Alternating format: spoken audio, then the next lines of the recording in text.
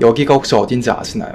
2018년 제가 처음으로 사업을 했을 때 썼던 2평짜리 방이자 동시에 제 인생에서 얻은 첫 사무실인데요. 안방을 개조해서 흰 벽지를 붙여서 그걸 사무실이라고 제가 이름 지었어요. 2평 남짓 사무실 안에 있는 건 책상, 컴퓨터, 그리고 끝이었습니다. 요즘에야 1인실 오피스도 유행을 하니까 이게 사무실이었다 라고 하면 그러려니 하겠지만 옛날엔 친구는 물론이고 친척들조차 이 방을 보고 나서 이게 어떻게 사무실이냐 하고 놀림 아닌 놀림을 들었던 기억이 나요. 그런데 저는 이 공간이 너무 좋았어요. 생애 처음으로 생긴 나를 위한 첫 독립적인 공간이었으니까요. 이 작은 공간에서 쇼핑몰 사업을 시작을 해서 22살의 나이에 월 1000만원을 벌었습니다. 이때 제가 판 건 게임 용품이었는데요. 제가 집에서 게임하는 걸 좋아하니까 해외 사이트에 게임기를 들여왔더니 엄청나게 팔렸습니다. 여기서 하루에 200개가 뭐야, 그냥 300개, 400개가 넘는 택배를 보내기도 했어요. 택배 박스가 옆집까지 가버려가지고 동선을 방해해버리니까 급기야 창고를 임대를 했죠. 그래서 이제는 그 2평짜리 방이 아니라 방 밖을 무대로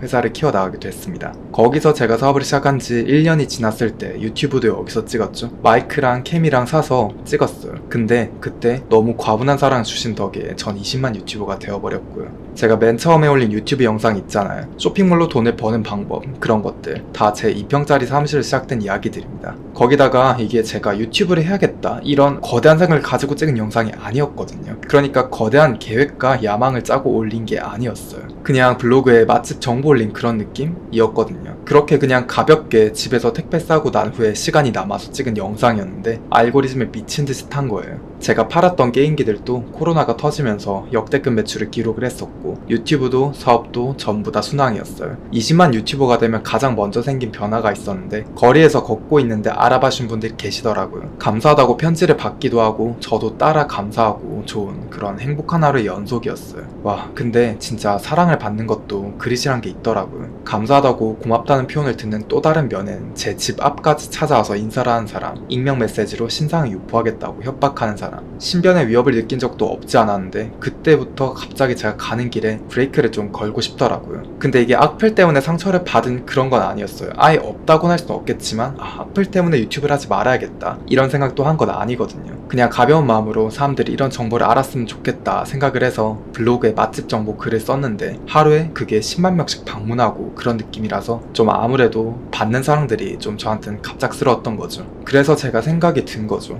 내가 이 정도 사랑을 받을 만한 실력이 맞을까? 이 정도로 과반 리스펙을 받을 만한 실력이 될까? 이걸 저 스스로한테도 아직 증명을 못했을 정도로 알고리즘이 너무 빨리 퍼져 나갔거든요. 그래서 그때 제가 내린 특단이 있었는데요. 그냥 유튜브를 안 하기로 했어요. 유튜브 안 하기. 이게 사실 3자의 입장에서 보면 황금알을 낳는 거위를 폐사시키는 그런 느낌이었거든요. 당시에 막 방송사에서도 이제 출연을 해달라 그런 제의가 들어왔었으니까 이게 저한테는 엄청나게 좋은 기회였을 수도 있어요. 근데 저는 아무래도 하나 증명하고 싶었던 거죠. 김머신은 돈을 버는 방법을 공유했던 사람이니까, 그리고 이렇게 하면 돈이 된다, 그리고 나만의 인생을 만들어 나갈 수 있다 라고 이야기를 들려줬던 사람이니까 김머신이 정말 그릇이 되고 실력이 있는 사람이라면 유튜브 하나 없이도 충분히 멋진 이야기를 만들어 나갈 수 있지 않을까 라고 생각했습니다. 저 혼자 그냥 이런 유튜브를 하지 않고도 연 50억 매출, 100억 매출 할 수 있다고 생각했어요. 근데 이건 제가 누군가한테 그걸 보여주고 싶다, 이걸 한 차원 넘어서서 제가 저한테 너무 하고 싶었던 증명이었어요. 왜냐면 그때 제가 너무 빠르게 이야기가 퍼져나갔다 보니까 저도 스스로 하고 싶었던 것들이 좀 남아있었거든요. 그래서 몇 년이 걸리더라도 저 스스로 증명하고 싶었습니다. 제가 했었던 길들이 틀리지 않았다. 그리고 내가 갔던 길에 정말 자신있게 말한 이유는 정말 그 길이 이제 되는 길이었기 때문이다. 이걸 저한테도 증명하고 싶었고 여러분들한테도 증명을 같이 하고 싶었어요. 그래서 그로부터 3년의 시간이 지났어요.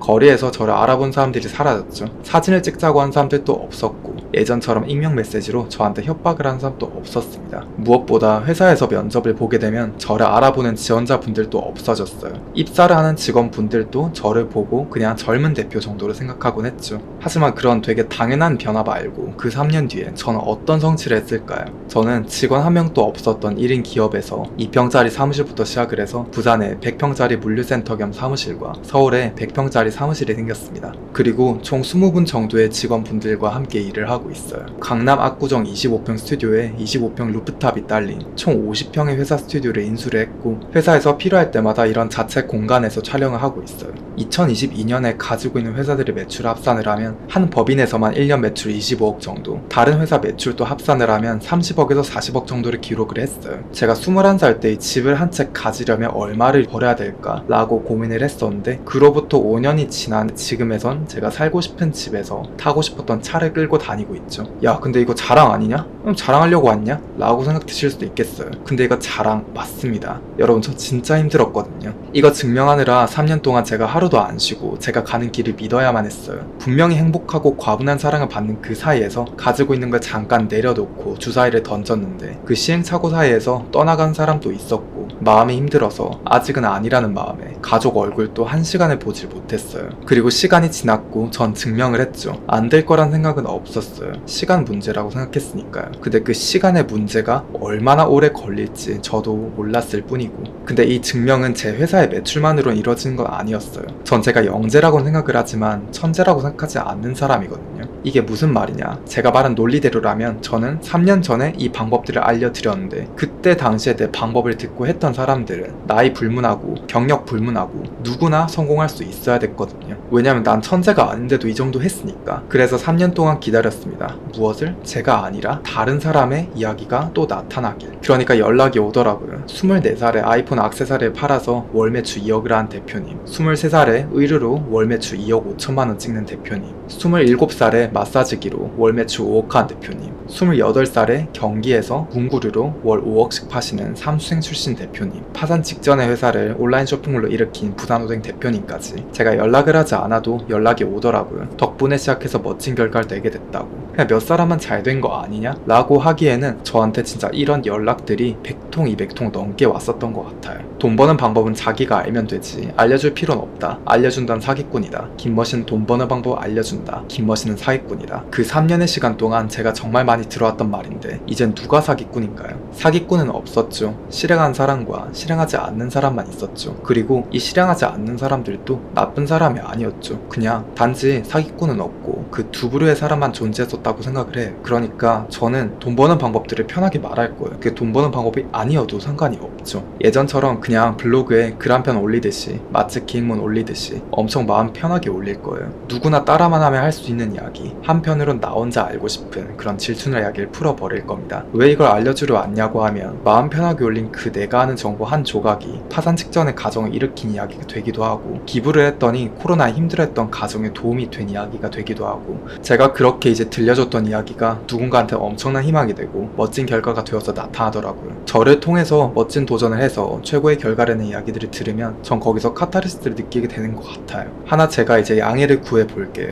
이젠 돈 얘기해도 상관없죠. 저를 사기꾼이라고 하기엔 저 스스로 증명하고 이룬 게 이제 많잖아요. 물론 그 당시에도 월 매출 1억씩 하고 있었긴 하지만 아무튼 그 3년 사이에 미친듯이 내가 가는 길에 올곧게 달려갔던 제 모습을 보고 사기꾼이라고 하기엔 이젠 제가 너무 멋있잖아요. 농담이고요. 그냥 유튜브 정도야 올려줘도 되겠다 라는 생각입니다. 여러분 눈치채신 분들도 있으시겠지만 이 영상은 3년짜리 영상입니다. 영상을 촬영할까지 3년이 걸렸어요. 더 멋진 사람이 돼서 내가 아직은 그릇이 아닌 것 같아서, 사랑을 받기엔 조금 아직 내가 부족한 것 같아서, 그래서 더 멋진 이야기들을 들려주기 위해서 3년 동안 많은 준비와 증명을 했고 저는 증명을 마치고 돌아왔습니다. 기다려주셨거나 기억해주고 계시다면 너무 감사하고 조금 더 솔직한 이야기들을 지금부터 풀어나가 볼게요. 좋은 밤 되시고 만약 아침이라면 좋은 하루 되세요. 김머신이었습니다.